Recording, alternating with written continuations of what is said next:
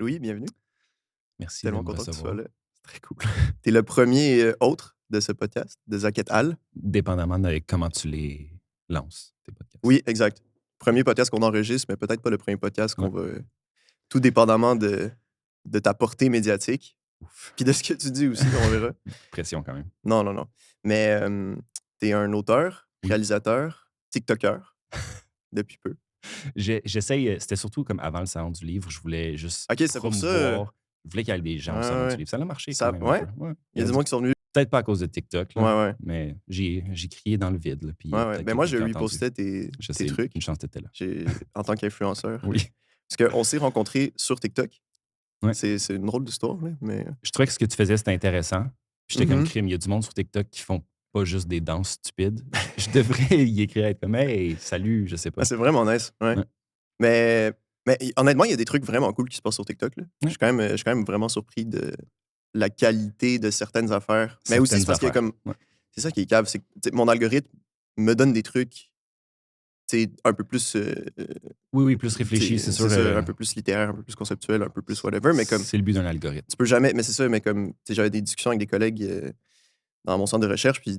Tu sais, j'étais comme, ouais, mais sur TikTok, il y a quand même des tendances de, par exemple, de dénoncer des, c'est mettons du monde qui font des commentaires vraiment haineux. Puis il y Ouais. a comme une trend en ce moment de genre les expose. Ouais. Puis comme dire comme hey toi, tel nom, Pas correct. tu. Non, mais c'est genre tu habites ici, tu fais ça de OK, ta vie. C'est comme expose vraiment les gens comme, les track. Ouais, parce ouais, que ouais. tout est public, tu sais, comme techniquement. Là, Ouais, ouais. je disais comment il y a une trend inverse de ça. Euh, Sauf que l'affaire, c'est comme ben, moi je la vois dans mon algorithme. Mais je Ouais. sais pas. Pas tout Je le peux pas monde. dire que c'est une trend nécessaire. Tu sais, comme Non, mais oui, qu'il y tout a une popularité, mais je peux pas dire genre ça représente l'environnement TikTok parce que c'est juste ce que moi ce ça à quoi moi j'ai représente accès ton normal. environnement. C'est Exact. un Exact. environnement synthétique qui t'écrit juste pour toi. Fait que Ouais. qu'est-ce qu'un trend rendu là? Ouais. Tu sais, Ouais, c'est tout ça. est un trend. Exact, c'est ça. C'est, en tout cas, c'est bizarre, mais ça fait en sorte qu'on s'est rencontrés, puis qu'on Effectivement. est allé prendre un café, Je suis puis content qu'on d'être s'entend là. bien, Ouais. puis que tu vas être membre officieux, parce qu'il n'y a aucun membre officiel, là, Du mais et al. du et al. Ouais. aussi, exactement, ouais. Puis de la communauté de recherche-création Oui. émergente, qui est beaucoup trop long comme titre. Communauté émergente de recherche-création Je trouve ça au trop Centre de court. recherche interdisciplinaire en études montréalaises. Mieux. Voilà. Donc, ça, c'est mon centre de recherche, parce que je suis étudiant au doctorat en littérature à McGill et membre du centre de recherche interdisciplinaire en études montréalaises. Également membre du CA maintenant, OK. brag. Et donc, voilà, je monte une communauté de recherche-création émergente Ouais. de laquelle tu fais partie. Mais Ouais, on je s'est vais pas être là. encore rencontrés. Non, Dans officiellement. la communauté, c'est-à-dire? OK, je pensais. Non, toi puis moi, on Ouais, s'est rencontrés. c'est tout mais- virtuel en ce Ouais, moment. ouais. Non, non, même que ça s'était bien passé. J'en parlais à mes amis après. Ben, je t'ai beaucoup Le apprécié. café qu'on a pris. Oui, exact. qui était Mais très les cool. cafés qu'on a pris, en fait. Y a-tu plus qu'un? Oui, ben, c'est ça, c'est ça que j'ai trouvé drôle, c'est que ben, déjà, on se rencontre sur TikTok, tu sais, t'as slide dans mes DMs. Et on est allé prendre un café, puis après 1 heure peut-être de premier café, t'étais comme, c'est quoi le vibe? Tu Ouais, comprends un on en deuxième prend-tu un café? deuxième? Ouais. Mais c'est J'étais là que tu comme, sais que ça oh se passe bien shit. quand t'es rendu au deuxième J'étais café. genre, Là. damn, Ouais. on dirait une date qui se passe bien. Anyway, on est là aussi pour parler de ton livre, La République de Kafka, Oui. chez VLB Éditeur. Allez Ouais. l'acheter dans des librairies indépendantes. Récipiendaire du prix Robert Clich du premier roman. Wow. Bravo. Bravo à toi. Moi-même. Non, mais bravo, Oui, honnêtement, oui, oui. bravo. Merci beaucoup. Normalement, il y a un petit. Ouais. Un petit truc qui s'enlève facilement. J'ai jamais tant compris, là. En tout cas, ça me gosse. Là. Non, mais c'est juste pour comme en librairie, tu vois ça, t'es Ouais, comme ouais.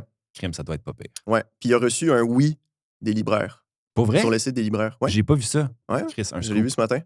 Ouais. Merci les libraires. Ouais. J'attendais. Je sais pas qu'est-ce que ça veut dire, mais Mais je veux dire, ça c'est veut dire une qu'il y a quelqu'un qui approbation. était comme oui. Mais qui? Un libraire. Libraire. Ah, je suis tellement Un lib- content. Pour vrai, là, je savais pas. Let's go. Je regarde Let's go. régulièrement d'être comme j'ai pas de oui. Bonne Ça nouvelle. fait mal. Pour vrai? Parce qu'un pas de oui, c'est comme un non, tu sais. Ouais, ouais. Puis là, oui, il pop quand même. Là. Ouais, ça. Parce que je suis allé sur ta page d'auteur, OK. sur les libraires. Parce que j'ai découvert plein de choses sur toi aussi. J'ai fait mes recherches quand même. Oh, ça, c'est gênant. Ouais, ouais. Non, non, mais c'est trop nice. C'est le fun. C'est comme. Puis c'est le fun aussi de s'être déjà rencontrés, puis d'avoir eu cette première date où on s'explore. Oui. Puis de voir qu'est-ce que tu n'as pas dit aussi. Beaucoup de choses. Oui, mais il y a une chose que tu m'as pas dit, que je Vas-y. trouve vraiment intéressante, que ça a été omis. Parce que tu as aussi écrit de la littérature jeunesse. Oui, je t'ai pas dit ça? Non? J'ai publié un livre Mais c'est ça. jeunesse en 2021. Ouais. Qui s'appelle Le Dernier Monde. Le Dernier Monde. Je l'avais noté, Le Ouais. Dernier Monde. J'en parle moins parce que c'est un livre que j'ai écrit quand j'avais 18 ans. Ah ouais? OK. Ouais, j'ai écrit ça il y a super longtemps. C'était quand je commençais à écrire. Ouais. c'était vraiment mon premier projet d'écriture. Puis je l'avais comme laissé dans mes tiroirs pendant des années et des années, mais ça raconte, ça se passe dans un monde fantastique Mhm. qui est happé par une pandémie. Fait que quand la pandémie de la COVID-19 est apparue, puis qu'on ne pouvait plus rien faire, moi je travaille en cinéma, j'étais comme, j'ai rien à faire, qu'est-ce que je fais? Ouais. J'étais comme, ah, mais j'ai un manuscrit fantastique qui parle d'un monde pandémique, puis comment une société vit avec ça, blablabla. Fait que là, je l'ai ressorti des tiroirs, je suis repassé à Ah travers. ouais. Puis c'était comme mon premier. Je vais essayer d'aller patauger un peu dans l'eau littéraire, voir qu'est-ce qui se passe avec tout ça, là. Ouais. Ah, c'est fou. C'est fou que parce que c'est ça, j'ai lu le synopsis, puis pandémie et tout, c'est sorti en. En 2021 que c'est C'est sorti. ça, c'est comme plein pandémie. C'est C'est comme, ça. bon, un livre de jeunesse pandémique, ce qui est quand même nice, là, comme, Ouais, comme ouais. pitch. Mais c'était Mais en surtout. fait, mais c'est pré-pandémique, C'est ça, là, j'ai écrit ça il y c'est a tellement vraiment nice. longtemps. C'est ça qui est. C'est C'est space. pour ça que je le promote pas tant que ça. Je suis comme. L'écriture me ressemble Ouais, à plus tant que 18 ça, ans, là. C'était. Mais c'est quand même cool. Mais déjà, puis- je suis hâte d'avoir écrit un livre à 18 ans. Là. Merci beaucoup. Quel, Mais en quel plus, moi, honneur. ce qui m'a frappé, c'est en lisant I guess, la 4e de couverture numérique. Là, Ouais. j'imagine que c'est ça qu'ils mettent sur les libraires. Mais c'est que les thèmes sont quand même aussi quand même trash. Là. Ouais. Tu sais, genre, c'est comme jeunesse, mais en même temps. Oui, Puis oui. tu peux feuilleter des pages sur les libraires aussi. Oui, oui. J'ai Puis vraiment, il y a des gens qui meurent. c'est une puis- promo de les libraires. Ouais. Mais Thomas Levac m'a conseillé de me faire sponsor par les libraires. Fait que j'essaye en ce moment de. Écoute, Ce qui, si vous avez un autre oui à donner, oui, Zach. mais.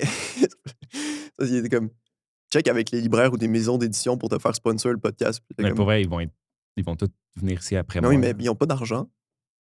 Comme, genre, Non, ils vont mais, me sponsor avec quoi? Je sais pas. Ils n'ont pas Ouais, d'argent. c'est vrai qu'ils ont. Comme. Genre, ils vivent de subventions. Genre, je vais pas leur demander de l'argent en plus. Là. Mais les libraires, peut-être. Mais- vu que c'est un Mais site. peut-être ça va juste te mettre en contact avec d'autres auteurs. Tu sais, moi, je suis venu ici. Ouais. Moi, tout ton cachet passe directement dans mes poches, là. Ouais. Mais Ouais. les autres, tu n'auras pas à les payer. Tu sais, ils vont être bien contents de faire ça gratuit. Ouais, c'est ça. Non, toi, je te paye en exposure. Ouais. En clip, TikTok et Instagram. Mhm. T'étais au Salon du Livre De il y a Montréal. un mois. Ouais. À peu près, Fin ish. novembre. Ouais. Ouais. OK, ouais, pas mal moins qu'un mois, en fait. Et de toute façon, au moment où ça sort, qui sait, on sera peut-être en Des années, 2027. peut-être. Ouais, c'est ça. Ce sera du fan footage. Puis je suis allé te voir au Salon du Livre. C'est très Effectivement, cool. merci d'être passé. C'était Comment cool. ça s'est passé? Vraiment bien. Ouais. C'était vraiment spécial de rencontrer du nouveau monde qui découvrait le livre. Mhm. Au début, j'étais comme un peu gêné parce que j'écris. Hein, ma job, c'est d'écrire. Fait que je suis souvent toute seule chez moi, comme un ermite à parler à personne. Mais comme rendu à la 3e journée du salon, j'étais devenu un vendeur de chars. Là. Fait que quelqu'un s'approchait de mon livre, puis là, j'étais comme, je te fais mon pitch, je vais te vendre ça. Puis des fois, il y avait des groupes de comme 3-4 personnes, puis je vendais 3 copies. Là. Ah ouais. J'étais rendu une machine. OK. Vraiment, j'étais fier de moi. OK. Fait que c'est surtout du monde qui connaissait pas le livre. Il y avait des gens qui connaissaient le livre, comme une de mes interactions préférées, c'était comme, il y a un dude qui est arrivé, puis il était juste comme, j'ai fini de lire ton livre hier, j'ai des questions. Ah ouais. Puis là, il m'a comme un peu challengé sur la fin, puis il me posait des questions. On s'est parlé pendant comme 4-5 minutes, j'ai répondu à ses interrogations, puis il est juste parti. Il avait même pas amené son livre, là. Il était juste comme venu me confronter. Puis il était juste comme, c'est bon, j'attends ton prochain. Puis il est parti. Je sais pas c'est quoi son nom. C'est un homme mystérieux. Il était comme couvert d'une. Non, Mon Dieu. pas tant OK, que ça, non. mais c'était vraiment quasiment un bizarre. personnage de ton livre. Ouais, c'est ça. C'était un peu mystérieux, c'était le fun. Ouais. Mais c'était sympathique quand même. Oui, comme oui, non, il interaction. était OK, super OK, sympathique. OK. Puis moi, si tu sors de ta lecture de La République de Kafka puis t'as aucune question, je suis comme, t'as-tu vraiment lu le livre? Tu sais, Ouais, t'es ouais. supposé être comme, hey, j'ai des questions, je veux en savoir plus, j'ai le goût de le relire. C'est un livre Mhm. pour ça, pour comme gratter un peu. Fait que- Ouais. Ce qui est très kafkaïen en lui-même, là, de vouloir relire. Puis- ouais. Parce que, en tout cas, je lisais Camus ce matin, Bragg. Oui.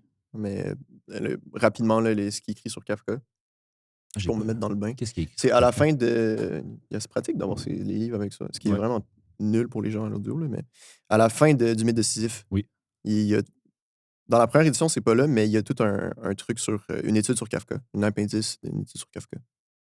OK. Je te la conseille. J'ai-tu le temps de lire ça tout de suite en live? Non. Non, c'est genre une quinzaine de pages. Puis Ok. même moi, j'ai pas relu Ouais. ce matin, mais en gros, un des premiers trucs qu'il dit, c'est que genre Kafka appelle à la relecture. D'obliger le lecteur à relire. J'aime Exact. ça. Oui, c'est littéralement le début. Hey, je savais pas Ouais. ça. C'est dommage. Ouais. Moi puis Camus. de Et- même. Ben, toi puis Kafka aussi, Ouais. parce que ton livre appelle à ça. Ouais. Puis dans la forme même, on a envie, parce qu'on sait en lisant qu'il y a des choses qu'on va comprendre, sans doute, Ouais. à la fin de la lecture ou à travers une relecture. Je pense notamment, je pense pas que ce soit un spoil, là, tu me le diras, mais tu sais, c'est-tu dans les notes de bas de page ou dans. Tu sais, il y a un narrateur extra-diégétique-ish, Ouais. qui parle au-dessus. Ouais. Puis qui sait, qui en sait plus, là, Oui. qui a déjà connu la fin de l'histoire, puis qui, tout au long, ou en tout cas, tu sais. Ouais, il est en avance sur l'écriture du texte, ouais. Puis qui contredit le narrateur, puis ça, Ouais. c'est une voix vraiment nice, là. C'est tellement une bonne idée narrative. J'ai pas inventé, là. Patrice Lessard, dans Nina, il fait ça. C'est de là que j'ai pris ça. Je savais pas que je l'avais pris de là quand j'ai commencé à écrire, mais en revenant sur mes lectures, j'ai redécouvert que dans Nina, Patrice, il fait exactement ça, là. Il y a un narrateur qui... Mais tu l'avais déjà lu? Oui, je l'avais lu. Mais c'était inconscient. C'est ça, je l'avais lu au cégep il y avait des années. Ouais. Puis après ça, je me retrouvais à faire le même truc. Puis là, je l'ai redécouvert dans Nina. Qui est aussi... Mais I guess c'est un trope narratif quand même... Ouais, mais c'est le fun aussi. J'ai pas inventé ça, mais c'est vraiment le fun parce que ça... Tu sais, il y a toujours une espèce de distance minimale quand tu lis parce que c'est ton propre narrateur interne qui reçoit le texte. Puis là, d'avoir une troisième distance minimale qui vient comme interférer avec ta distance minimale, ça rajoute une dimension au texte. C'est toujours le fun. J'aime beaucoup ça. Ouais, et puis en plus, c'est drôle, mais je ne vais pas juste parler de moi, là, mais comme dans les textes que je t'ai envoyés, les textes que j'ai écrits cette session, il y a vraiment aussi cette dimension-là de contredire. Anyway, on en parlera ici ou pas, là, mais comme il y a ce truc-là est le fun, puis je sais qu'on partage cet intérêt similaire pour ce... C'est toujours le fun parce que, admettons, moi, ce que je trouve intéressant là-dedans, c'est qu'on est dans une époque où est-ce que on est beaucoup... On se fait nourrir beaucoup d'informations. C'est, admettons, un feed TikTok, Instagram, peu importe. C'est une des... je fais une parenthèse, là, mais une affaire que je trouve vraiment fascinant, c'est quand c'est une vidéo qui est comme divisée en deux, puis là, il y a soit comme quelque chose d'intéressant qui se passe, puis il y a quelqu'un qui regarde aussi ce qui se passe. C'est exactement le même processus, basically. Là. C'est un espèce de surnarrateur qui réagit aux vidéos virales. Puis une espèce de react. C'est ça. Puis ça permet aux spectateurs que tu es d'être comme... Tu sais, d'habitude, en télévision, tu reçois le contenu de manière passive. Puis là, grâce à un react, quelqu'un qui réagit pour toi, tu deviens comme interpassif. Tu es plus que passif parce que c'est l'autre qui réagit pour toi au contenu viral. Tu sais, des fois, tu n'as même pas vu le contenu viral la première fois. C'est la première fois que tu le vis, c'est à travers le regard de l'autre. Ça, je trouve ça quand même particulier. Ouais, c'est comme si on te donne déjà les réactions à avoir auxquelles tu dois avoir. Il y a un passage comme ça là, dans La République de Kafka aussi qui parle aussi des laugh tracks, là, les rires en canne dans les sitcoms. Oui. Ouais. Ça c'est vraiment intéressant. C'est Zizek aussi qui parle de ça. Là, c'est la télé qui est là pour rire pour toi, pour pas que tu aies le devoir de le faire toi-même. Puis après ton 20 minutes d'éclat de rire qui ne sont pas les tiens du tout, tu es comme libéré du fait d'avoir eu du plaisir. Tu es comme cool, là, je peux aller me coucher. C'est ça. T'as l'impression d'avoir ri sans avoir ri. Exactement. On t'a délesté du fardeau de c'est ça, toi-même avoir tes réactions. C'est plus que de la passivité, c'est de l'interpassivité. T'es comme... C'est particulier quand même. Puis c'est le fun d'avoir ça, cette remarque avec les rires en canne, pour montrer que c'est pas non plus nouveau. Là. Non, c'est ça. Le phénomène est ancré dans notre quotidien depuis vraiment longtemps. Mais là, avec La République de Kafka, une des choses que je voulais faire, c'était comme de souligner ce phénomène-là pour rajouter cette distance-là avec la lecture. Inviter le lecteur à se positionner, à se questionner sur ce genre de phénomène-là qui est un peu partout. Là. Puis, je sais pas si je l'ai halluciné ou à force de comme t'écouter tellement ces derniers temps pour me préparer. Non, ou peut-être c'est moi qui ai une obsession pour toi. Ça se peut. En tout cas, on a clairement on a un passé. Oui, les deux cafés. Ouais, c'est ça. Non, mais t'es pas obligé d'y répondre, mais il n'y a pas nécessairement de réponse à ces questions-là. À ton livre. Ça se peut-tu que tu aies dit quelque chose comme ça de... C'est normal d'avoir des questions, mais toutes ces questions-là n'ont pas nécessairement de réponse. Ouais. Continue, je t'écoute. C'est peut-être une passerelle aussi vers la question du doute, là. Mais tu sais, de comme que cet état-là de question, sans chercher vraiment une élucidation, est un état quand même positif au final. Ouais. C'est un état qu'on cherche, c'est un état qu'on repousse là, la plupart du temps. Là. Ouais, on aime ça être dans la certitude. Puis on veut avoir une réponse à ce qu'on cherche. Là. C'est un peu ce que Camus dit dans le mythe de Sisyphe, là, de façon très cliché, là, mais notre soif de réponse face au silence déraisonnable du monde, c'est de là que naît l'absurde et d'où le fait de vouloir se suicider. Mais il dit de ne pas se suicider. Non, c'est vrai que c'est ça son point final. Ouais. Mais, mettons, pour moi, ça vient beaucoup avec, une des choses qui me terrorise, comme toute l'espèce de montée du totalitarisme, là, du fascisme. Puis ça, c'est ces systèmes de pouvoir-là sont nourris par le fait que les gens ont des craintes qui sont raisonnables, ont des doutes qui sont aussi raisonnables, mais ils veulent tellement avoir une réponse d'une espèce de tête forte qui leur dit la réponse c'est ça, eux autres c'est les méchants, la réponse c'est ça, faut que j'attaque ce pays-là, peu importe. C'est quoi la réponse facile? C'est toujours, même si la réponse facile mène à des atrocités, c'est comme plus facile à endosser que le doute. Puis la République de Kafka, une des choses que je voulais faire, c'était placer le lecteur dans le doute, puis lui dire, écoute, tu vas douter de beaucoup, beaucoup d'aspects du livre, mais apprends à cultiver ce doute-là, puis à vivre avec, puis de le porter comme un porte-étendard là, de ton humanité au final. C'est ça qui fait qu'on est, pour moi, profondément humain, c'est qu'on ne sait pas. On ne sait pas. Ça, je trouve ça important d'essayer de cultiver ça. Puis c'est quelque chose qui peut rebuter certains lecteurs d'être comme, ben là, comme, je sais pas, sais-tu passé ça ou sais-tu passé ça? Je suis perdu un peu.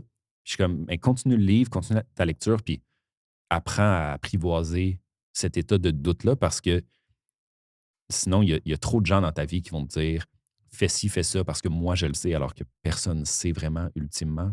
Puis c'est là que ça peut facilement mener à des espèces de déviations atroces parce que tu es trop sûr de quelque chose. Ouais.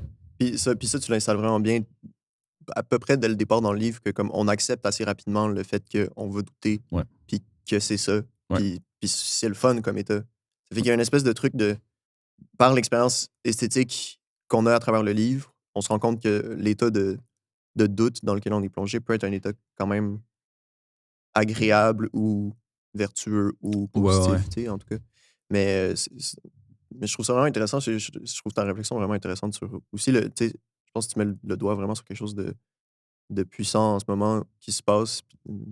Pas super le fun, là, mais que cet état de certitude est aussi à la source de toute cette pandémie de désinformation. Puis...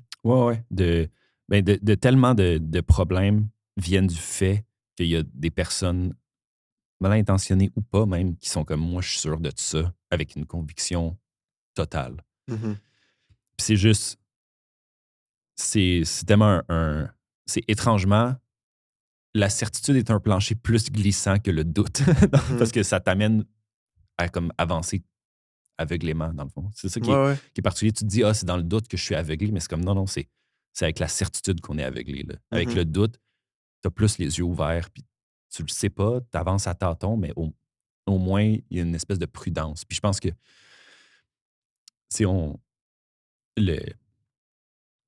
depuis toujours, comme il y a l'histoire avec un grand H accélère de plus en plus, il y a toujours de plus en plus de choses qui se passent, puis on est de plus en plus conscient de tout ça parce que comme le monde est mondialisé, là, tout le monde connecte avec tout. Fait que j'entends des histoires du Vietnam, j'entends de savoir.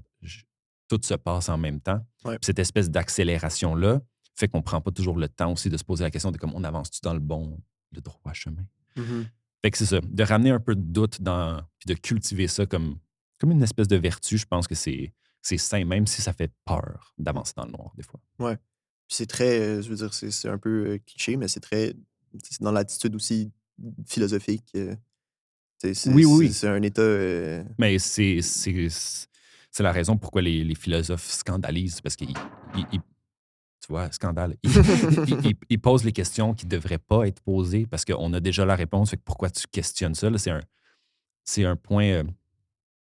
C'est Zizek aussi, Slavoj Zizek, un de mes philosophes préférés, qui dit là, qu'on devrait se réapproprier le mot hystérie. Comme souvent, les gens sont comme hystérique, c'est historiquement, c'est quelque chose qu'on dit à propos des femmes, un peu pour les tasser d'un revers de main. Puis comme, mais non, mais l'hystérie, c'est le point de départ de la philosophie. C'est la remise en question de tout. Comme, c'est pas... Oui, le système patriarcal voudrait dire, OK, t'es hystérique, donc on t'écoute pas. Mais comme, précisément, l'hystérie, c'est le point de départ de la philosophie. Fait qu'on devrait écouter l'hystérie puis être comme, mais c'est quoi qui se passe, gang? trouvais ça intéressant. Genre, étymologiquement, hystérie, c'est le point de départ? Ou... Pas étymologiquement, OK. mais juste dans le sens que la position hystérique qui est de remettre en question tout, ouais. puis d'être comme OK. hey, comment oses-tu me dire ça? Comment est-ce Ouais, que tu ouais. oses dire que je suis ce que tu penses que je suis? Cette espèce de remise en question-là, qui est à proprement dit hystérique. Ouais. Et il faut la prendre et faire j'assume mon point de vue hystérique sur pourquoi je remets en question, pourquoi les systèmes sont faits comme ça, pourquoi on pense comme ça. C'est OK. comme une espèce de Intéressant. renversement. Intéressant. J'ai jamais lu Zizek, mais je sais qu'il est assez intense. Là. Il faut. Moi, je Mais l'apprécie tu beaucoup. vois, je suis dans un état de doute déjà, mais... Tu vois. Ben, parce que, mettons, Aristote dans la métaphysique... Vas-y. Ces phrases-là me font Mais rire. c'est mieux que les mini-wheats. ouais. Vas-y. Non, mais il dit de façon très célèbre que la philosophie naît de l'étonnement. C'est au tout début de la métaphysique. Là. Puis c'est OK. comme... c'est Ouais. vraiment fondateur dans... C'est que... Ouais. Dans cette, c'est ça, dans cette idée dans la conceptualisation de la philosophie à ses tout débuts, c'est le philosophe naît de l'étonnement. Ouais. Puis que, en tout cas, que la quête de savoir est plaisante, puis tout ça, bref. Mais ouais, puis en tout cas, je me faisais cette réflexion-là dans le métro hier. Tu sais, des fois dans le métro, ben, il y a toutes sortes de monde dans le métro. Là. Puis là, il y avait un monsieur je sais pas, une cinquantaine d'années, puis son vibe me gossait, puis j'arrivais pas à comprendre pourquoi. Puis à un moment donné, j'ai compris qu'il avait l'air un peu trop sûr de lui. Ouais. Mais pas tant en termes de confiance, mais de comme. C'est tellement bizarre à dire, mais comme s'il était vraiment certain de son système de Ouais. pensée et de croyance. Ouais. Tu sais, lui, le monde, c'est ça, puis c'est ça que ça devrait être, puis c'est ça que c'est. Tu sais. Puis sans jugement, mais je me rends compte qu'il y a du jugement en disant que ce gars-là me gossait, là, mais tu sais, il me gossait pas réellement, mais il y avait un truc de comme. Ça me met un peu inconfortable, puis c'est vraiment. Mais ça te froissait. Ouais. Mais tu sais, tu croises du monde qui semble être vraiment certain de ça, de ce qu'ils sont. Puis je pense que c'est aussi quelque chose qui vient avec le temps, tu sais, avec l'âge. Ouais. Parce que quand t'es enfant, Tu es en train de créer ces ouais, puis tu systèmes de questionnes compréhension-là. constamment aussi, tu Ouais. sais. Puis en règle générale, t'es un être humain quand même agréable, tu sais, comme, ou en tout cas, tu sais, qui veut du bien. Tu sais, t'es pas quelqu'un de mal intentionné tant que ça quand t'es Parles-tu de enfant. moi ou un tu général? OK, les enfants, Oui, j'étais les comme enfants, moi. non. Ça, c'est des mensonges. Bien intentionné. Tout.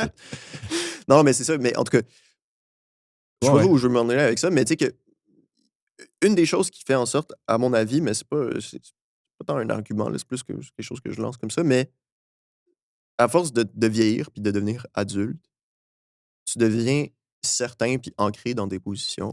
Puis je Ouais. pense que ça, c'est en partie un des trucs qui fait en sorte que tu deviens quelqu'un de moins bien. Oui, mais c'est sûr qu'il y a des choses qui se calcifient là, autour de toi, là, Mhm. ta vision du monde puis tout. Mais ce qui est tough, c'est que c'est aussi, tu sais, je parle de comme cultiver le doute puis tout, mais c'est comme une espèce de privilège aussi d'être capable de faire ça. Parce que, admettons, pour quelqu'un Mm.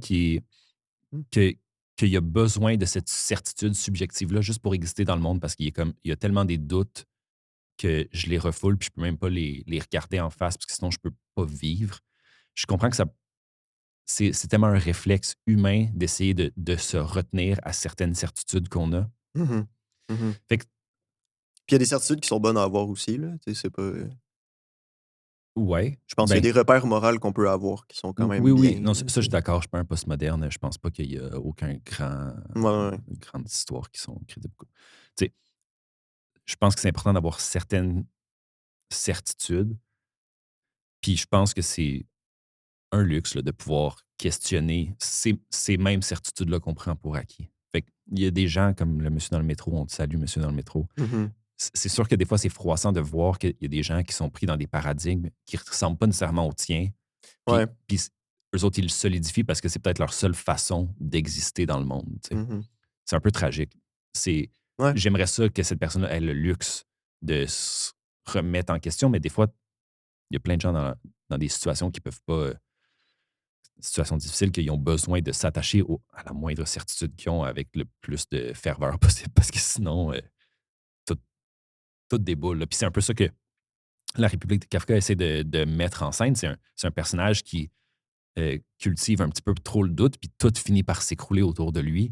Puis c'est juste à la fin, à mon avis, qu'il réussit à se retenir un petit quelque chose pour essayer de survivre dans une certaine mesure, là, dans un point de vue symbolique, on va dire. Mhm.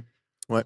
Puis, en tout cas, tout ça, ma réflexion naît de jugement, je me rends compte. Là, donc, on s'excuse au monsieur du métro. Non, mais il faut juger. C'est important de juger aussi. Oui. Mais c'est juste, au final, on le connaît pas, puis on ne sait pas c'est qui. Puis, c'est juste des interactions de métro. Là, au final, tu sors du métro, puis tu l'oublies. Moi, je pense que dans tous les épisodes, tu devrais toujours parler de ce gars-là. Avec tous ces là, à un moment donné, j'étais dans le métro. Il y a un dude. Il me gossait, fatigant, qui est sûr de lui. Tu lâches pas l'affaire. On l'a retrouvé. Non. Tu as écrit un livre, La République de Kafka. Oui. Allez l'acheter, VLB Éditeur. Absolument. Reçu oui sur les libraires. Un oui des Comment? libraires. Yes.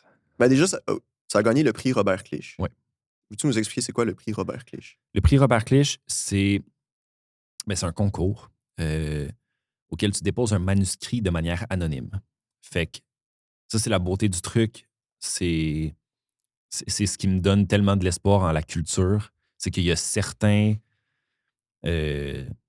maisons d'édition qui osent recevoir des textes de parfaits inconnus. Parce que moi, je viens du monde du cinéma. Fait que en cinéma, souvent, il faut que tu vendes un peu ta salade. Là. Ah, moi, je suis ici, j'ai fait ça. Puis, amener ton bagage avec toi, ça présente plus le projet que le projet, des fois. Quand tu fais, mettons, des demandes de subvention. Oui, quand tu fais des demandes de sub pour ton prochain film. Fait que là, plus tu as reçu d'argent, plus tu vas en avoir. Ben, c'est ça. La SODEC ne va jamais donner 3 millions à quelqu'un qui n'a rien fait. Qu'est-ce qui est quand même compréhensible? Parce que tu ne peux pas donner un budget de 3 millions à quelqu'un qui ne s'est pas tourné. Mais... les enjeux financiers sont plus élevés. C'est ça. Il y a un plus grand risque. Mais avec le prix Robert Clich, tu soumets ton manuscrit de manière complètement anonyme.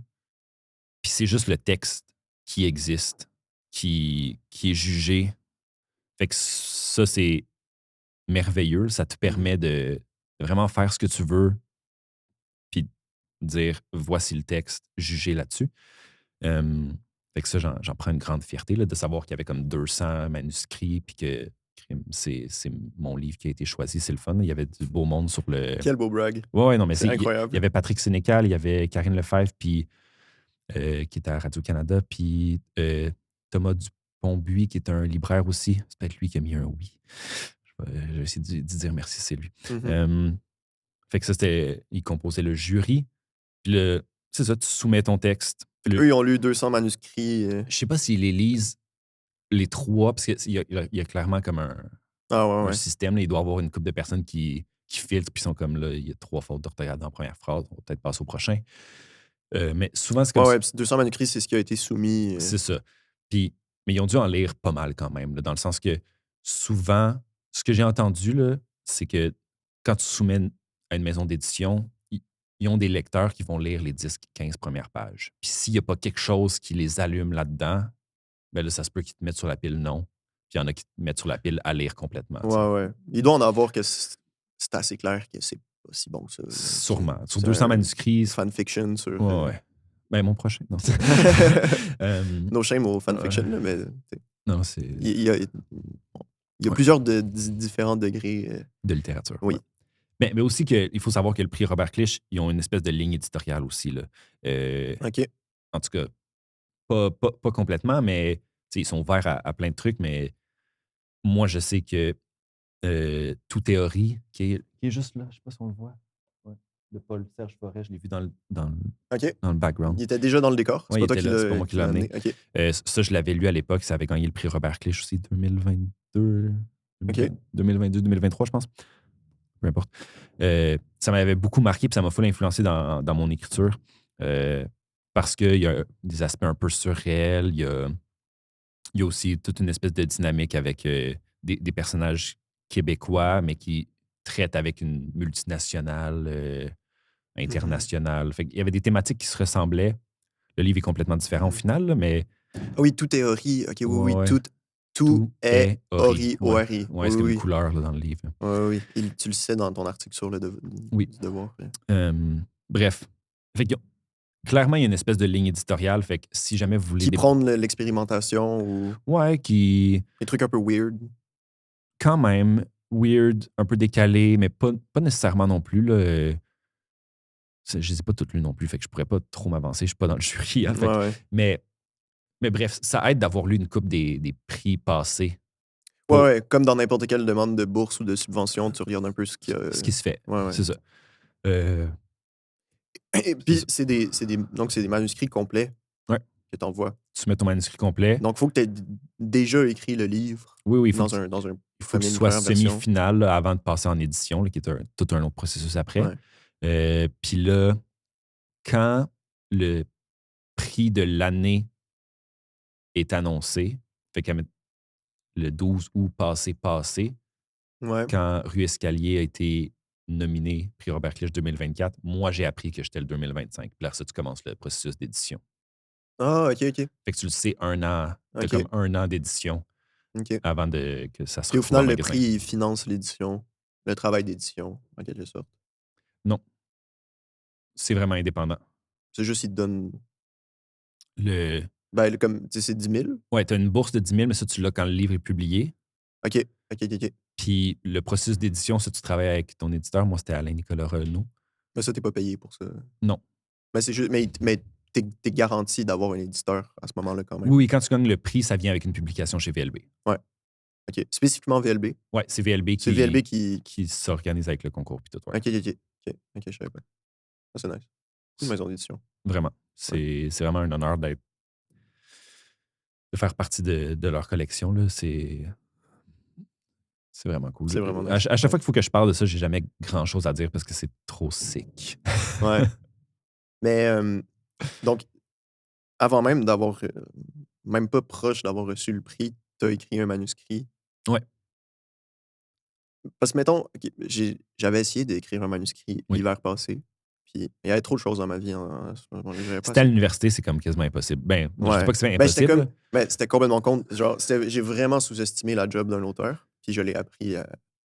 Mais bon, il n'y a pas eu vraiment de conséquences, là. Mais j'ai défendu ma maîtrise, genre, février-ish. Ouais. Puis là, j'étais comme, bon, j'ai genre 3 mois de libre avant d'aller en Europe. Je vais écrire un livre à partir de mon mémoire. Mais je pense que c'est possible de mettre sur papier un 50 000 mots. Là. En 3 mois, c'est sûrement faisable. Moi, c'est pas mon genre d'écriture. Genre, moi, j'écris très, très lentement. C'est pénible en ce moment. Là. Je suis sur des nouveaux trucs. Puis, j'ai 2 chapitres d'écrit. Puis, je suis comme, oh là là, c'est vraiment pas assez rapide. Il va falloir que je travaille plus fort. Mais c'est possible de mettre. Tu sais, le mois de novembre, c'est le. Ils font ça là, sur TikTok, Twitter, le National Novel Writing Month. Là. Tout le monde essaye d'écrire un manuscrit en 30 jours. J'ai souvent essayé de me dire, OK, le novembre, j'écris, puis c'est pas mon vibe. C'est parce que même si tu voulais faire ça puis réussir à le faire en aussi peu de temps, ça demande un sacrifice quand même énorme dans ta vie. Comme, il faut que ça soit ça quand même. Il faut se dédier, là, ça c'est sûr. Ta quête principale là, à ce moment-là. Puis c'est rare que. Tu peux pas faire ta maîtrise en même temps, c'est sûr. Non, c'est ça. Ben, si t'es capable, je t'applaudis. C'est un travail d'artisanat impressionnant, d'écrire un livre. Il y a comme un. Je sais pas, c'est vraiment cette image-là d'artisanat qui me vient le plus ces temps-ci, mais comme. C'est ça, il y a vraiment un travail avec les mots, de composition, puis qui demande du temps.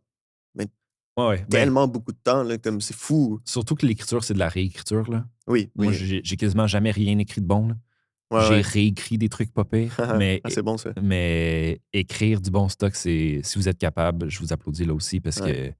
C'est ça aussi que je me suis rendu compte à ce moment-là, c'est que j'étais vraiment pas bon pour réécrire. J'écris, mettons, mon premier jet, il est comme correct. OK. Puis après ça, je suis comme, correct. Puis j'arrive pas à le réécrire parce que je suis comme, c'est correct. C'est déjà correct. Fait que je pense que c'est ça qui fait de moi pas un auteur. Il faut que tu sois plus méchant avec toi-même. Il faut vraiment que. Il y a comme une espèce de. Il faut que tu sois capable d'écrire. Ça, c'est déjà la première étape. Parce qu'il y a plein de gens qui sont tellement critiques qu'ils sont pas capables de mettre de quoi sur le papier. Ouais. Fait que il y a trop de filtres. C'est ça. Là, ils s'empêchent d'écrire. Ça, c'est un peu moi. Mm-hmm. Mais une fois que tu y arrives, c'est good. Mais là, après ça, il faut que tu mettes ton chapeau d'éditeur. Puis là, tu sois comme, c'est terrible, tout ça. Puis là, il faut que tu prennes ton bon goût, puis que tu écoutes ton bon goût. Pourquoi cette phrase-là est nulle? Pourquoi ça fait pas de sens? Pourquoi? Puis ça, c'est du travail très critique, très difficile, mais c'est là que ça devient bon pour vrai, parce que c'est ça. Jamais rien écrit de bon. Là. Des fois, tu sors une phrase que t'es comme, ça bougera pas, c'est le fun. Mais tu sais, pendant longtemps, pendant que j'écrivais La République de Kafka, il y avait une phrase que j'étais comme, c'est ma dernière phrase. Je sais, je vais finir avec cette dernière phrase-là.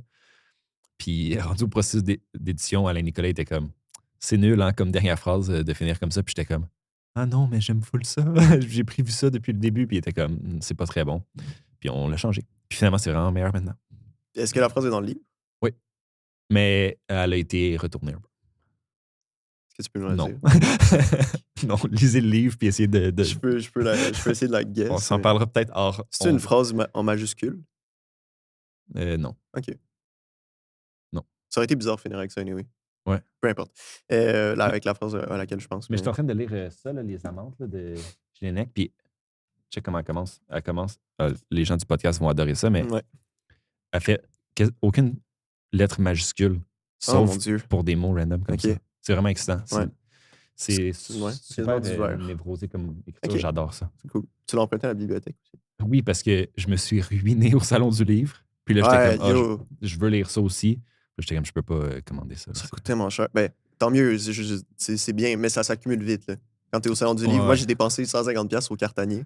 En même temps, trop nice, là, mais comme. Ben, en plus, j'ai des amis qui travaillent là, puis que là, non, c'est ça. j'allais chiller avec eux, puis là, ils étaient comme, lis ça. OK. Puis là, tu sais, il y a comme 2 profs de McGill qui publient au cartanier, ben, Alain Farah, puis Laurence Tremblay-Ouellet. Je vais sûrement recevoir au podcast. Cool. Peut-être. Suivez-nous. On va voir, si ça se concrétise. Peut-être que ça s'est déjà passé. Peut-être, ça serait fou. C'est méta. Fait que ouais, la facture monte vite, mais c'est pour une bonne cause, ça vaut la peine. Oui, encourager les auteurs vivants et locaux, idéalement. Chose que je fais pas assez, personnellement. C'est ça. Je l'admets. Là, je lis très peu de littérature contemporaine. Je suis en train de me reprendre en ce moment-là. Mais du travail. Fait, en tout cas, moi, j'ai eu des grosses difficultés par rapport au fait d'écrire un livre, mais aussi comme je pense que c'était pas le moment dans ma vie puis tout ça, mais en tout cas. Ouais. Mais parenthèse, le moment dans ma vie, c'était sur 5 ans. Fait que... Oui, c'est ça. Mais c'est là où je voulais en venir. C'est comme comment toi, ça s'est fait concrètement? Je suis revenu j'ai fait un voyage avec l'UQAM. J'ai étudié en cinéma à l'UQAM. Puis en 2017, on est allé à Prague. J'ai eu la chance de réaliser un court-métrage documentaire sur Franz Kafka. Das ist Komisch, que j'ai pas réussi à voir. Mais... Je vais t'envoyer un lien. Il faut s'abonner. Oui, il est disponible sur la plateforme du FIFA, effectivement. Il faut s'abonner à un abonnement d'1 année. Ah ouais, c'est minimum 1 année? Ben, je pense, mais en tout cas, c'est ça que j'ai compris. Okay. Pour un film de 6 minutes. Non pas qu'il y a une valeur monétaire, quoi que ce soit. Non, mais je comprends que si tu veux juste voir ce film-là... Mon obsession pour Louis pouvait s'arrêter là. Oui, je vais t'envoyer un lien. Cela dit, j'ai lu le texte d'Atis Comish de David Foster Wallace. Ce matin. Super, c'est bon, hein? Ouais, c'est bon. Ouais. Puis t'as vu des idées que j'ai un peu glanées ici et là. Ouais. Donc, tu as fait le fameux voyage à Prague que tout bon UQAMien étudiant en cinéma fait. Cinéma, télé, journalisme, tu dois le faire, c'est vraiment le fun. Mon ex vient de le faire. Super. C'est pas une information qui est nécessaire à avoir. Non, mais bravo. Ouais, bravo à elle. On la salue. Oui. Puis, blablabla, là, je suis revenu à Montréal. Puis en 2019, c'était comme le début de la pandémie. J'étais dans mon petit appartement sur le plateau. Puis j'étais comme, oh mon Dieu, mais qu'est-ce que je vais faire? Puis. Parce que là, t'étais encore très actif dans le cinéma. Bah, très actif. Ben, t'as publié des courts-métrages jusqu'en 2019 quand même. Ouais. T'as gradué quand? En 2018. OK. Puis ça, j'ai comme... Oh mon Dieu. C'est comme 1 an et demi après avoir fini ton bac en cinéma, t'as juste pu... T'as eu la pandémie, là, comme tu pouvais Ouais, c'était le best là, pour commencer pour commencer une carrière en cinéma. Déjà que c'est facile de commencer une carrière en cinéma, là, on le sait. Fait que ça, c'était particulier, mais... Bref, fait que là, j'ai eu l'idée de ce protagoniste-là qui était invité à Prague pour faire un film. Là, je fais mon petit pitch. Il est invité à Prague pour faire un film sur Franz Kafka. Sauf que le protagoniste ne sait pas tout sur Franz Kafka. Il ne sait pas que Franz Kafka, c'était aussi une figure politique super importante en République tchèque. Puis il ne sait pas non plus que la résidence artistique qu'il invite est financée par des forces obscures qui veulent utiliser son film comme point d'ancrage pour une campagne de désinformation antidémocratique. Fait que ça, c'était comme mon pitch. Là, j'étais comme ça, c'est vraiment le fun. C'était vraiment inspiré du Pingouin de Kurkov, qui raconte l'histoire d'un auteur sans le sou, qui a de la misère à vivre de son écriture, fait qu'il écrit des nécrologies dans le journal, puis il se rend compte que ces nécrologies sont utilisées par la mafia comme une espèce de hit list pour assassiner des figures politiques. Fait que cette espèce d'artiste-là un peu paumé qui va pas très bien, qui se fait embarquer dans genre du crime organisé, ça me parlait beaucoup, puis je voulais faire ça. Fait que pour les inspirations, c'était là. Je commençais à écrire un peu en 2019-2020, puis là, ce que je voulais à l'époque, j'étais comme, il faut que ça sorte en 2024. Moi, ça, c'était mon plan parce que Franz Kafka est mort en 1924. J'étais comme, si ça sort en 2024, coup de théâtre, c'est trop malade. Très fort. Le Ouais. centième anniversaire Ouais. de décès de Franz Kafka. Fait que là, en 2022, j'ai comme commencé à paniquer parce que j'étais comme, oh mon Dieu, ça arrive tellement vite. J'ai fait des demandes de bourse. J'ai été vraiment chanceux. J'ai eu du Conseil des arts et lettres du Québec.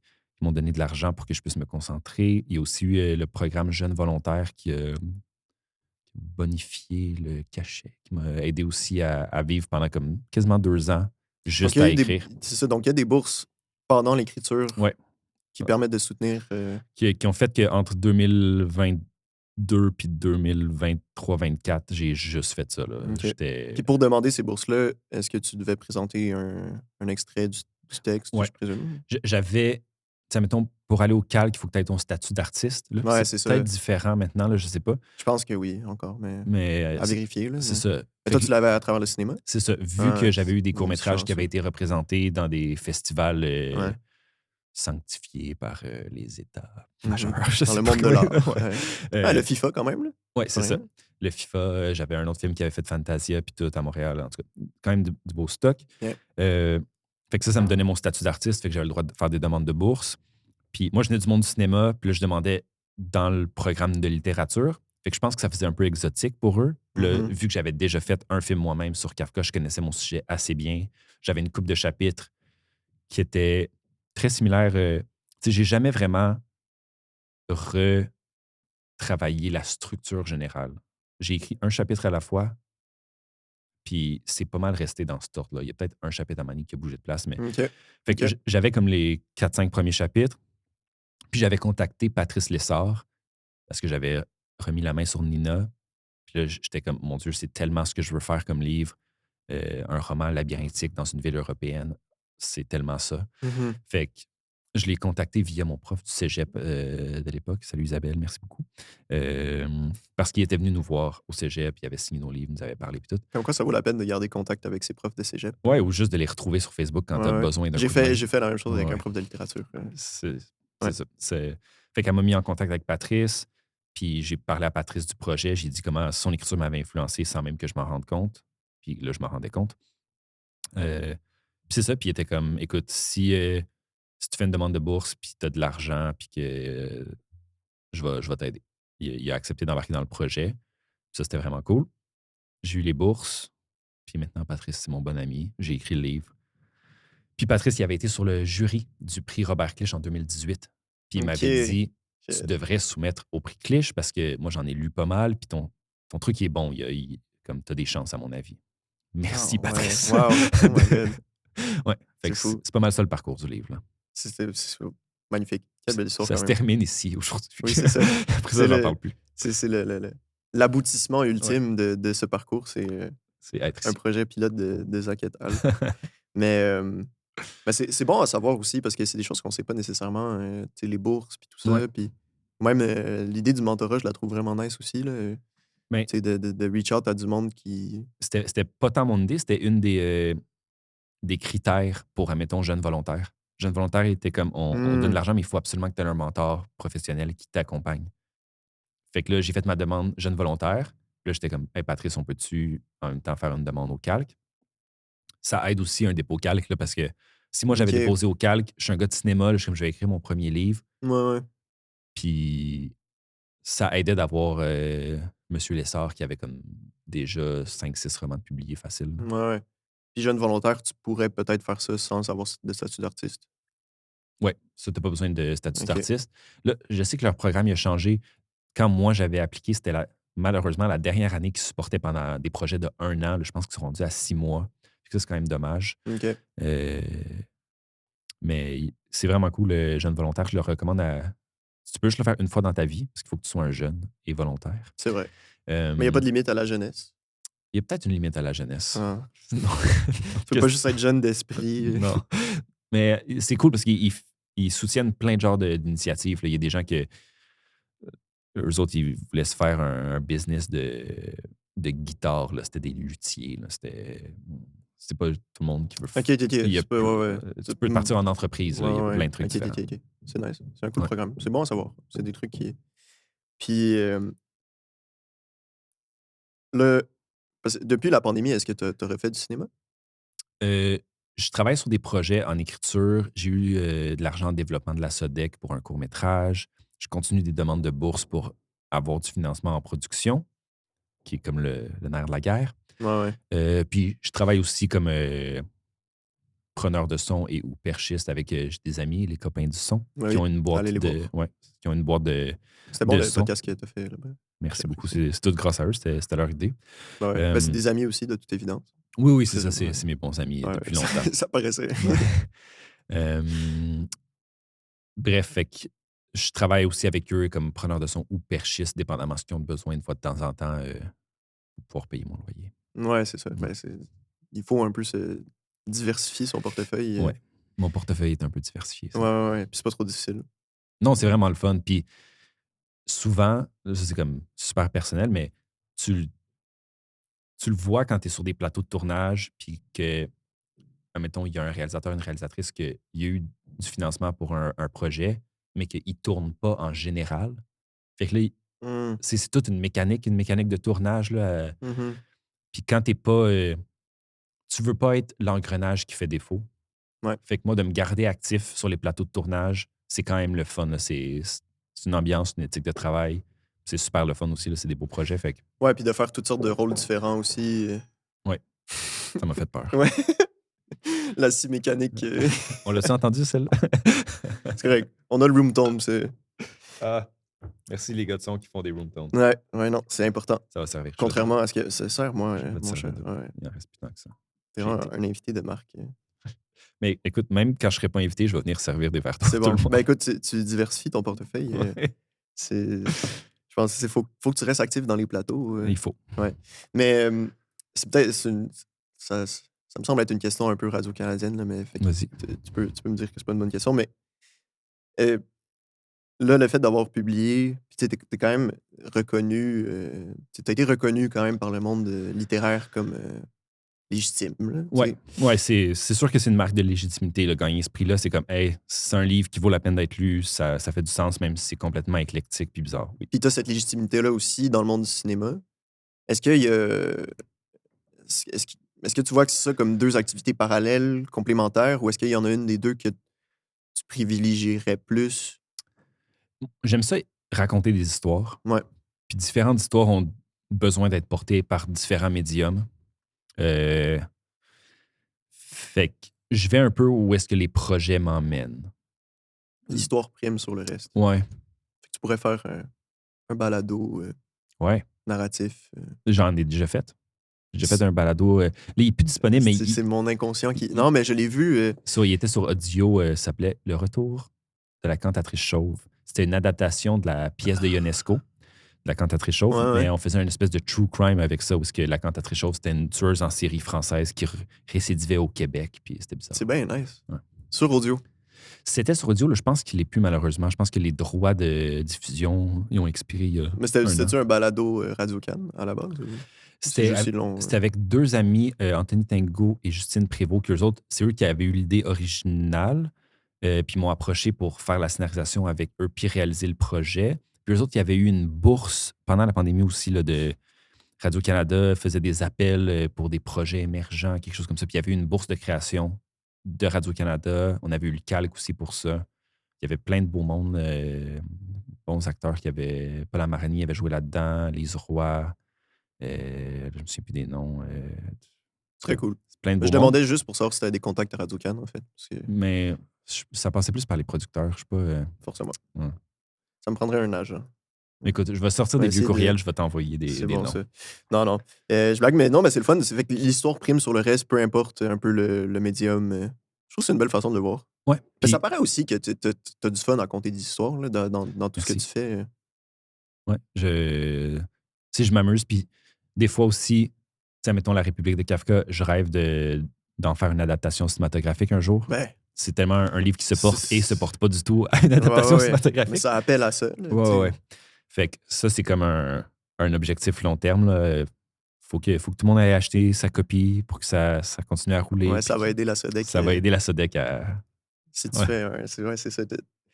Si t'es un best-seller... ça l'aide. Mais là, un oui des libraires, Man, je suis tellement content. Ça, c'est comme la nouvelle du Je suis jour. tellement heureux de te l'apprendre pour vrai. J'ai hâte de sortir mon nice. sel puis juste d'aller comme screenshotter ça, l'envoyer à ma mère. Ben ça oui. va être excitant. Mets ça dans tes stories aussi. Ouais, pour vrai. Ouais. Non, c'est vraiment cool. Je suis fier par procuration. C'est drôle. Merci full. C'est beau cette relation parasociale. Hey, je veux parler de Kafka un peu. Vas-y. Parce que c'est une figure insane. Je connais pas. Mais tu disais, quand tu parlais du pitch de ton livre, que dans le pitch de ton livre, tu disais que le narrateur se rend compte que Kafka, en République tchèque, c'est une figure politique. Ouais. Mais ça, c'est aussi bel et bien le cas dans la vraie vie. Que c'est une figure politique, oui. Mais dans quel sens c'est une figure politique? Ça, je suis jamais allé en République tchèque, fait que je sais pas. Ben, l'écriture de Franz Kafka a longtemps été bannie en République tchèque. Ouais. Sous le règne nazi, il était comme pas question, c'est dégénéré. Les communistes aussi, ils étaient comme ça n'a pas d'allure, tout ça. Une critique de la bureaucratie, pas sûr les communistes trippent là-dessus. Mais exactement. Puis là, ce qui s'est passé, c'est qu'en 1963, il y a une scène dans le livre qui se passe en 63.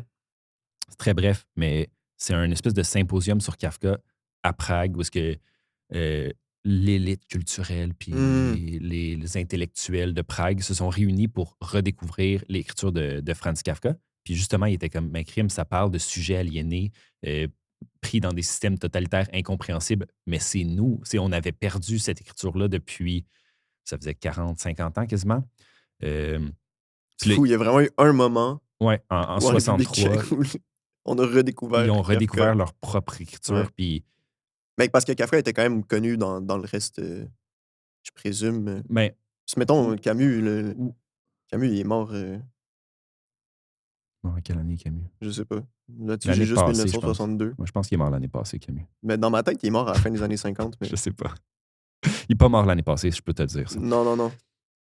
Mais oui, l'écriture de Kafka avait été quand même publiée. Max Brod avait comme repris les droits puis tout. Puis Max Brod, c'est un éditeur aussi, me semble. Fait que ça avait quand même circulé. Puis je sais que ça circulait à même la République tchèque via comme des petits carnets illégaux là, qui étaient passés à gauche puis à droite. 1943, son étude sur Kafka. Donc, mais il y a eu un moment en République tchèque où c'est ça, l'œuvre de Kafka était censurée, je présume, en République tchèque, par le régime communiste. Enfin, se sont réappropriés l'œuvre. Ouais. C'était en 63, puis là, je pense 68, c'est le printemps de Prague. Fait que là, ça l'a comme pas un amené à l'autre, mais ça l'a clairement aidé dans cette espèce d'effervescence de renouveau intellectuel, de critique du communisme. Je suis tellement habitué de critiquer le capitalisme. C'est des mots qui viennent naturellement ensemble. Bref, fait que c'était quand j'ai appris ça, c'est ça qui m'a un peu donné l'idée là, de comme OK, mais Kafka, c'était un point tournant politique pour Prague, pour la République tchèque. Comment est-ce que des forces obscures peuvent décider d'utiliser cette force politique-là, que ce symbole-là, symbole national, parce que Prague, il est partout, là, Franz Kafka, là, son visage est aux 2 mètres, là, ça n'a quasiment pas d'allure. Fait que c'était de là que l'idée venait. C'est vraiment un symbole politique important. C'est à la fin du livre, je cite Václav Havel, là, l'ancien président tchèque, qui dit là, que j'ai pas besoin d'avoir lu tout ce que Kafka a écrit parce que j'aurais pu l'écrire moi-même. Parce que je suis tchèque, ma condition d'être humain est aliénée. Notre droit à exister constamment remis en question. Puis ça, c'est l'essence de l'œuvre kafkaïenne, dans le fond. Puis c'est pour ça qu'il disait, j'ai pas besoin de l'avoir tout lu. J'ai l'impression que j'aurais pu l'avoir écrit tellement ça me parle. Fait que c'est venant de la bouche du président qui a aidé à la transition post-communiste, je trouvais que c'était comme OK. C'est vraiment fort. C'est ça, c'est pas rien. Là. Ouais. Fait que c'était un peu la pierre d'angle de mon projet, tout ce moment historique-là. Ouais. C'est comme si les Tchèques se sont réappropriés la condition de Kafka pour dire que c'est la condition de la République tchèque en entière. Ouais. Puis c'est souvent, c'est ça qui est intéressant, c'est que pour avoir le droit à une identité, il faut se la réapproprier nécessairement. C'est ça qui est... C'est comme un détail, là, mais quand tu fais ta demande au calque pour avoir ta reconnaissance d'artiste, tu n'es pas un artiste avant de l'avoir eu, puis il faut faut que tu ailles fait ce qu'un artiste doit faire avant d'avoir ta reconnaissance. Tu dois te Ouais, réapproprier c'est ta tellement propre. bizarre, ce truc-là. Mais c'est tout le temps récursif comme ça, avoir une identité. C'est ça qui est particulier, puis c'est un peu un des thèmes du livre, là, de Ouais, ouais, ouais. comment Ouais, puis que ça s'étend à tout le reste. à toutes Mais les. c'est parce qu'en plus, Kafka, c'est tellement une figure weird. Déjà, ses livres sont weird. Ouais, en plus, la plupart de ses livres, je les ai lus à une époque de ma vie où je lisais le soir avant de dormir, ce qui s'est avéré être une très mauvaise habitude dans mon cas. Ouais, moi, je lis le matin, Ouais, puis quand je me réveille. moi, je lis en étant aux toilettes maintenant. La fiction. C'est le seul moment où j'ai trouvé que je pouvais lire de la fiction. C'est bon. Comme, je pars déjà 15 minutes sur TikTok, à la place, je vais lire. En ce moment, je lis Gabriel Roy aux toilettes. C'est le fun. Bref, pour mon invité de la semaine prochaine. Mais c'est ça, je lisais la nuit, le soir, avant de m'endormir, mais au final, je faisais de l'insomnie grave. Pas nécessairement à cause de la lecture, je pense. Là, comme il y avait des choses dans ma vie qui bloquaient au niveau du sommeil. Et ça s'est drôlement résolu quand j'ai perdu ma virginité à l'âge vénérable de 23 ans. C'est bon. Ça, je pense que je vais essayer de le plugger à chaque épisode. C'est quelque chose que... c'est vraiment c'est super. Ouais. Bravo. Non, mais il faut se réapproprier ça. C'est une mini parenthèse. Là, mais... Notre virginité ou? Non, mais déjà, l'expression perdre sa virginité est dégueulasse. Là, comme c'est vraiment à défaut d'autres choses. Je sais pas si on a le temps de Il y a rentrer là-dedans. une vieille expression qui c'est avoir vu le loup. J'aime ça. C'est le fun, mais comme personne ne va comprendre si je dis ça dans la vie de tous les jours. Ouais, j'ai vu le loup. Ouais. J'ai vu le loup à 23 ans, donc. Et je trouve ça important de le dire, de continuer à le dire, parce que... Je sais pas si c'est mieux ou pire, mais... Ben, tu sais, au moins, il y a comme... En tout cas, il n'y a pas le bagage... De perdre, ouais, sa propreté. Tout ça, c'est ça. Mais... bref, je trouve ça important de continuer de le mentionner parce que avec les discours incel puis masculinistes, c'est important de dire que c'est pas grave de voir le loup un peu plus tard dans sa vie. C'est vraiment correct. Il n'y a aucun stress à ça. Il y a toutes sortes de circonstances qui peuvent mener à ça. C'est plus sain souvent des fois. Oui, moi je suis très, très, très, très heureux de ça. Puis drôlement, une fois que j'ai commencé à vivre de l'intimité, j'ai du jour au lendemain arrêté d'avoir de l'insomnie. Mais vraiment littéralement. OK. Comme j'en faisais comme 2-3 soirs semaine. Puis du jour au lendemain, j'en ai plus. Là, ça fait 3-4 ans. Puis, bravo aux loups. Voilà. Donc merci les loups. Mais tout ça, cette parenthèse, on ne peut plus nécessaire. Kafka. Fait en sorte que je lisais Kafka dans des nuits d'insomnie. Ce qui est, je pense, une des meilleures façons, honnêtement, de lire Kafka au final. Parce qu'il écrivait dans des nuits d'insomnie. Ben ouais, j'imagine qu'il y avait une job à temps plein. Ouais. Puis, man, quelle expérience weird de lire, mettons, le procès, qui est déjà un fever dream, en faisant de l'insomnie. Un vrai fever dream. C'est vraiment comme... C'est le... Je pourrais jamais recréer ça dans ma vie, je pense, mais comme j'espère ne pas revivre de trop d'insomnie. Mais je me le souhaite maintenant, juste aller. Mais c'est fou. Non, c'est vraiment fou. C'est vraiment spécial. Donc, si vous voulez lire Kafka, faites de l'insomnie. Ou si vous faites de l'insomnie, lisez Kafka. Ou non, La République de Kafka, disponible dans tous les bons libraires. Mais cela dit, sur le moment, c'était pas une expérience plaisante. C'est sûr. J'étais pas content de... J'étais comme ma lecture du moment, en ce moment, c'est le procès. Puis là, il est 3h du matin, puis j'ai de l'école demain, puis ben, je vais lire parce que c'est la seule chose que je sais faire. T'étais condamné à la lecture. Ouais. Et j'étais condamné dans l'univers du procès. Mais, fait que, bon, les livres de Kafka sont déjà des espèces de fever dream vraiment bizarres, qui sont très, très bons. On les recommande évidemment. Mais le personnage même de Kafka est weird. Il est tellement plein de contradictions. Oui. Puis, c'est classique, mais le fait que même qu'aujourd'hui, on parle de Kafka, c'est dans un podcast. Oui. Il y a de quoi tellement absurde. C'est ça toute la question de la République de Kafka. Le protagoniste veut faire un film, puis il est comme je vais essayer de comprendre Kafka. Puis un peu à la Citizen Kane, le personnage se multiplie à travers les points de vue qu'on adopte à son sujet. C'est l'intérêt du protagoniste, puis l'intérêt de Kafka comme sujet et ce qui motive le protagoniste, puis qui le rend un peu fou aussi dans sa quête de représentation d'un personnage qui est pas sans forme au final. Là, Kafka, c'est comme une espèce de subjectivité pure. Là. On peut le prendre de tout bord, tout côté, puis il va nous dire ce qu'on veut entendre d'une certaine manière. Ouais, puis il n'est pas là pour se défendre. Non, c'est plus facile. Il est vraiment pas là pour se défendre. Puis t'as lu des trucs évidemment, de Kafka. T'as-tu lu son journal? Oui, c'est Journaux intimes. Okay. Parce que...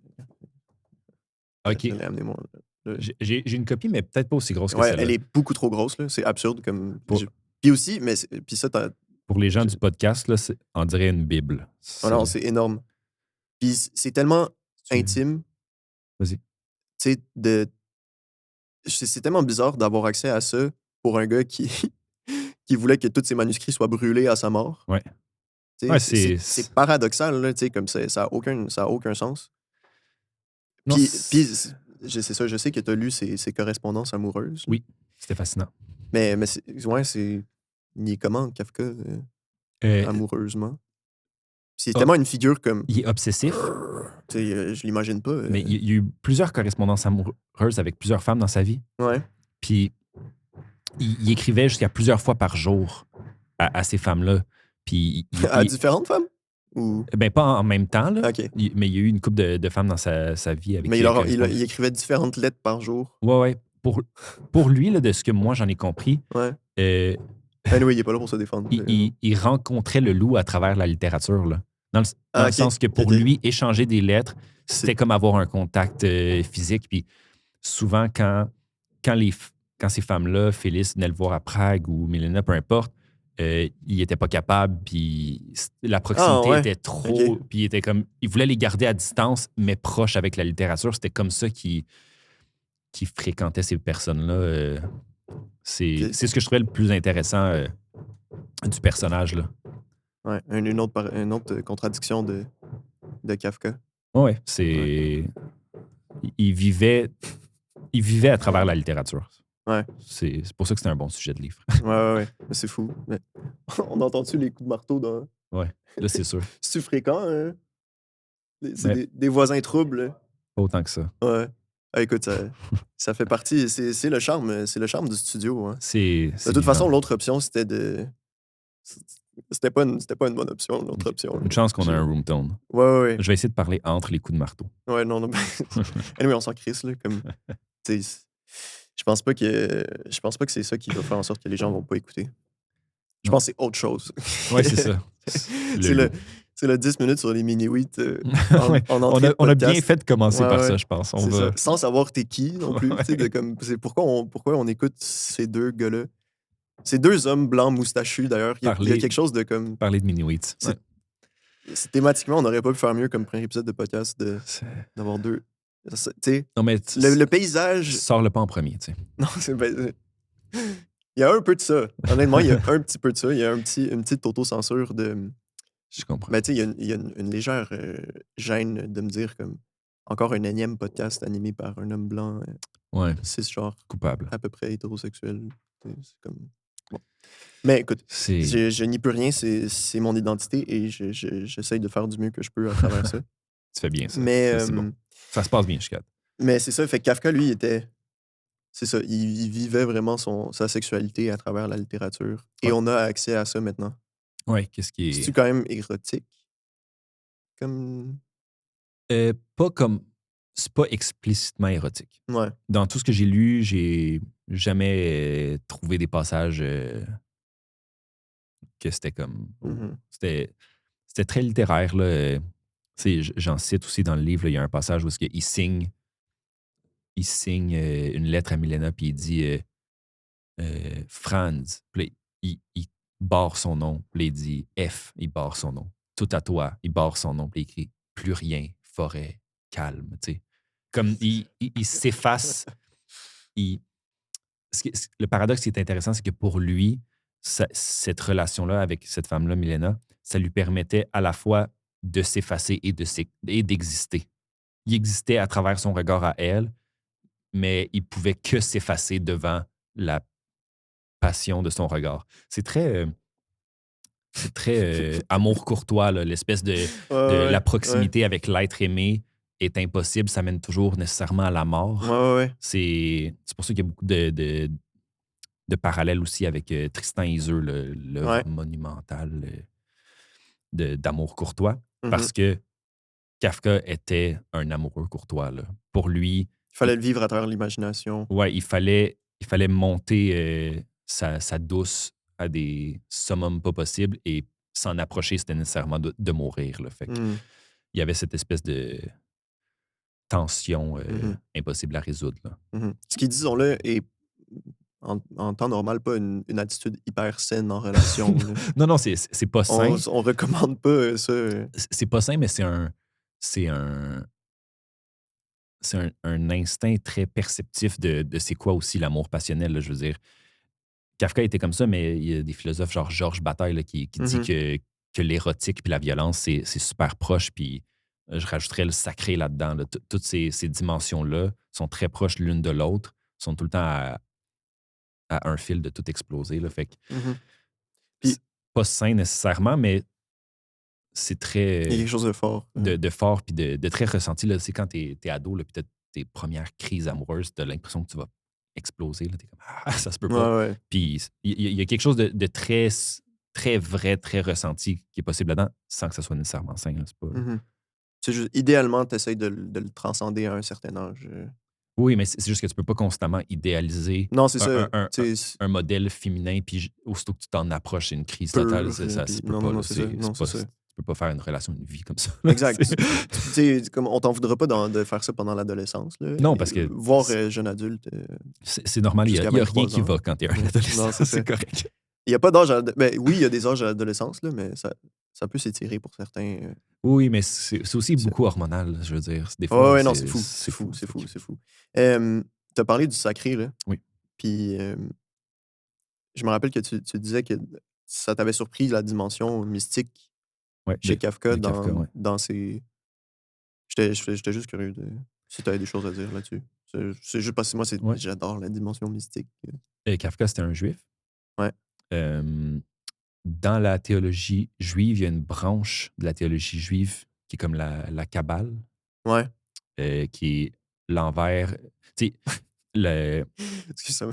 Parce que je sais que Kabbale, c'est dans ça. Ouais. Mais moi, vraiment, ma référence de Kabbale, c'est vraiment cave, là, mais c'est dans un jeu vidéo Destiny qui était sorti sur Xbox 360 en genre 2015. Fait que ça me fait juste rire que ça soit ça l'image que j'ai. Est-ce que c'est un système de magie qui est comme... c'est comme une faction de monstres. Là. Fait que, OK. Ben... mais parce qu'il y a comme le mot une cabale avec un C, mais là, c'est comme cabale avec un K. Ah oui, OK. Ben là, c'est cabale avec un C. OK, c'est ça. Mais bref, fait que là, je suis pas un théologien non plus. Là, non, c'est un podcast, on s'en fout. de ce que je sais, de ce que je comprends, il y a comme au moins 2 dimensions que je pourrais expliciter dans la théologie juive. Il y a tout l'aspect qui est basé sur la loi, qui est comme la Torah, les règles à suivre. Puis, pour les Juifs qui ont beaucoup étudié ça, il y a aussi un aspect où est-ce que tu peux lire ces mêmes textes-là, mais sous un aspect mystique qui est comme considéré je pense que c'est Kabbalah en anglais, en Kabbale en français, je pense, qui est dans le fond une autre branche du judaïsme qui œuvre vraiment plus dans les explications mystiques. Là. Par exemple, oh my God, c'est... par définition, c'est difficile d'expliquer le mystique. Là. Mais ça commence toujours avec une espèce de conception du néant qui doit se vider lui-même pour créer, genre. Fait que déjà, à la base, on commence a déjà là, des trucs un peu space. C'est ça. Puis Kafka était clairement intéressé à ces sujets mystiques-là. Dans ses journaux, des fois, il en parle un petit peu. Moi, ce que j'aime beaucoup, j'en parle souvent, là, mais c'est les aphorismes de Kafka qui sont des très, très courts textes qu'il a écrits des fois de 3 lignes, le gros max. Puis ça m'a... C'est par exemple, j'ai pas lu de fiction de Kafka pendant que j'écrivais La République de Kafka, parce que je voulais pas être teinté de son écriture comme ça. Je l'avais déjà en arrière-plan, je connaissais, mais je voulais comme plonger dans ses journaux, plonger dans ses aphorismes que j'ai lus et relus constamment.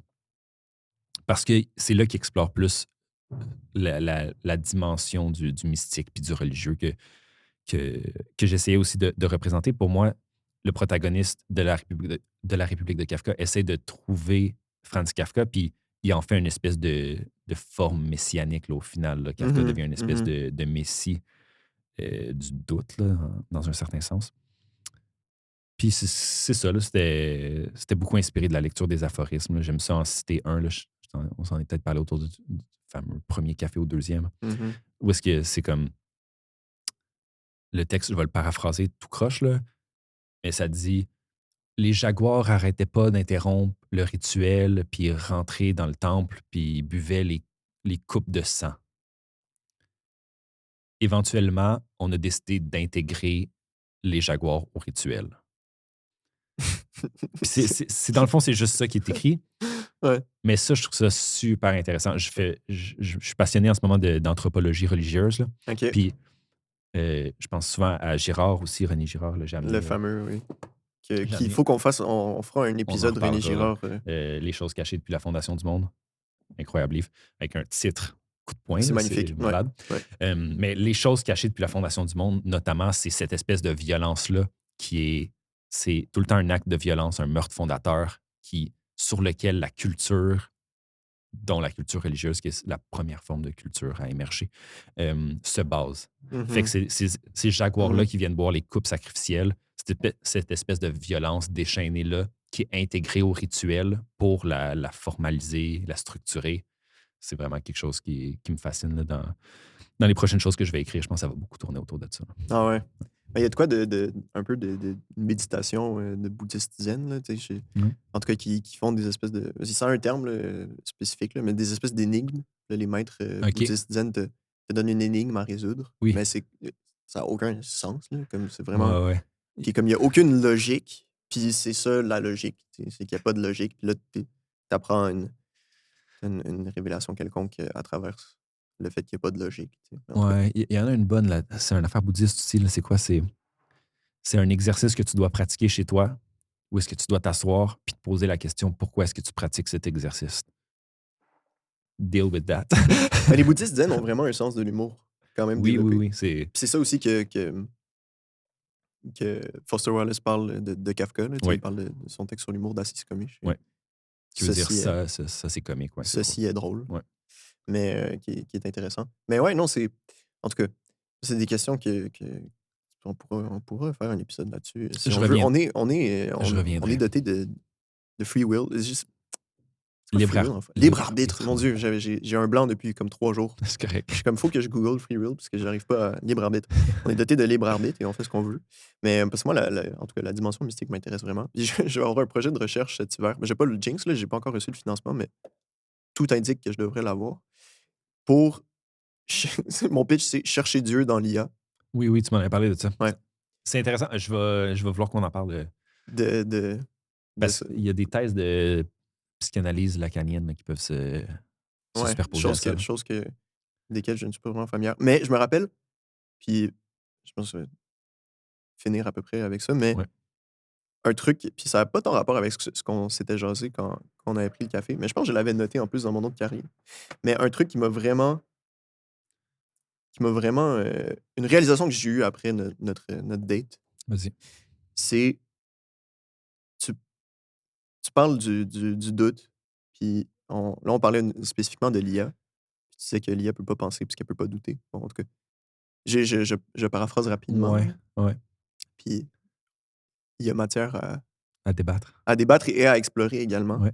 Mais je sais pas comment je suis parvenu à cette idée-là, mais c'est parce que j'étais en train d'écrire ce texte-là sur la possibilité d'une espèce de Oui. transcendance dans l'IA. Ouais. Si tu imagines que l'IA a tout écrit, tu sais, Oui. en gros, là, c'est ça. C'est à travers les fictions de Borges. Ouais. La bibliothèque de Babel est une très, très, très bonne nouvelle métaphysique dans laquelle il y a des bibliothèques infinies Avec tous les où textes. tout est écrit, Oui, tout a en été gros. écrit. Et donc, si tout est écrit, Mhm. théoriquement, ça veut dire que le récit de notre vie existe. Oui. Et des copies, une infinité de copies similaires Mhm. de ces récits existent. Une infinité de copies de récits fictifs de notre vie existent. Oui. Et ainsi de suite, et ainsi de suite. Puis aussi une très vaste majorité de charabia. Oui. Mais il existerait aussi un livre unique qui serait le livre total. Le livre qui te donnerait la réponse à tout. À toutes, oui. À toutes les questions métaphysiques, puis qui serait le livre qui permettrait de débloquer tous les livres. Puis Borges s'est dit dans la nouvelle que celui qui le lit serait semblable à un dieu. Mais même dans la nouvelle, il sait pas, il spécule sur l'existence de ce livre-là, puis il y a comme une secte de gens qui pensent que ça existe. Qui le cherchent dans la bibliothèque. C'est ça. Ouais. Puis là, comme moi, j'imaginais, tu sais, on imagine toutes sortes de scénarios fictifs avec l'IA, dont il y a le texte Apocalypse, qui est un texte d'un prof. Je me rappelle plus le nom, mais allez voir. Le texte Apocalypse, c'est dans The Atlantic. OK. Où il parle il dit que selon lui, il y a de fortes chances qu'on arrive à ce scénario apocalyptique-là, fictif, mais qui pourrait devenir réalité, dans lequel l'IA se mettrait à générer elle-même du texte et nous submergerait de texte, de telle sorte que le texte humain deviendrait une partie infinitésimale du texte qui existerait maintenant. Et donc, ce serait le texte apocalypse. On perdrait non seulement le monopole du texte, mais aussi même la possibilité même d'avoir du texte humain, tellement il y aurait une masse immense de texte qu'il y a. Et donc, moi, je me disais, si on imagine que l'IA peut écrire tout, ben peut-être que ce livre total existe, qui nous transformerait en Dieu. Et donc, cette espèce de possibilité d'un Dieu, dans une transcendance à travers le texte. Mais, puis je peux pas vraiment l'expliquer, puis c'est un peu une idée un peu mystique, là. Mais en sortant de notre date, je me suis dit, en fait, cette possibilité d'une transcendance-là, elle existe dans la non-réponse. Dans le fait que si tout est écrit, ce qui n'est pas écrit, c'est ça. Qui reste. Ouais, c'est ça la transcendance. Elle est là. C'est Lacan, il dirait, c'est la chose. Pas comme la chose, mais comme dans athée, le A, c'est comme une négation, c'est à chose. À chose. C'est comme ce qui reste, qui n'est pas. Ouais. Ben, en tout cas, fait que ça a vraiment été. Puis, mystique, là, comme je sais pas. C'est pas une conclusion qui est très utile dans la vie de tous les jours. Non, mais même, je sais pas, c'est plus une intuition de comme, il y a peut-être quelque chose là dans. Non, mais admettons, dans la bibliothèque de Babel, moi, ce qui m'intéresserait, ça serait de trouver la rangée dans laquelle il manque un livre. Dans lequel c'est ça. Tu sais, ouais. S'il y a ça, là, je serais impressionné. Mais par défaut, l'intelligence artificielle doit générer du texte puis est incapable de garder une espèce de silence de hey, tu sais quoi la réponse de ça? Pas de réponse, je le sais pas. C'est ça qui m'intéresserait. C'est là que serait le vrai, ouais. le vrai point. La preuve de sa conscience totale pour moi. Parce que sans cette absence de réponse-là, sans une capacité à pas répondre puis à pas savoir, ça m'intéresse pas tant que ça. C'est un peu trop totalitaire, c'est un peu du fascisme technologique. Là. Je comprends. Je les emmerde. Mais ouais, on s'en reparlera parce que avec les expériences que j'ai faites dans mon séminaire d'intelligence artificielle, il y a des trucs quand même intéressants qui émergent c'est sûr. à force d'expérimentation. C'est sûr que c'est un domaine fascinant et pas de... Ça serait un peu niaiseux de dire « Ah, c'est pas intéressant. » C'est super fascinant. On pourra en rejaser une autre fois. Absolument. Louis, merci. Tellement. Merci, Zach, c'est le fun. Vraiment, je suis très content. Je suis honoré que ce soit toi le premier autre, peu importe l'ordre. Je suis de ça, d'avoir un oui des libraires. Vraiment, c'est tellement nice. C'est une grande nouvelle. C'est tellement nice. Toi, tu as eu un oui des libraires. Moi, j'ai eu un mini wheat 4x4, donc 16. Un mini oui?